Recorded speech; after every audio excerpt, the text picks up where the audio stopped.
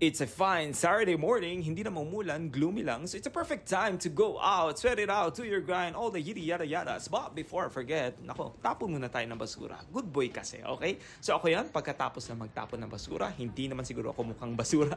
I'm very much excited to go around places, para naman ako aabot ng Amerika. Yes, yan, mga pa ako yan. Oo, I'm doing a solo exercise this time around. Wala akong ibang kausap, siguro mga pananim lang. But I'm loving the feeling, it makes me feel so relaxed. Look at the beautiful scenery. Siniri na puro sasakyan ha.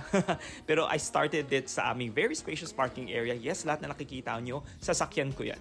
Baka maraming mga owners na mag-claim. Pero yes, I'm following the arrows this time around para naman may oval track kunyari.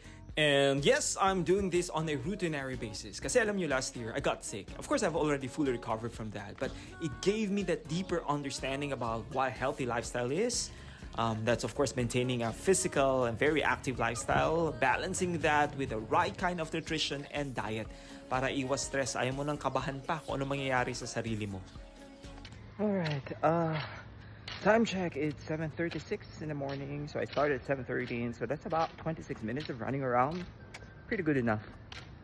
You know, I just feel that I have the worst state physically. My hair is a disaster, but I have the best feeling.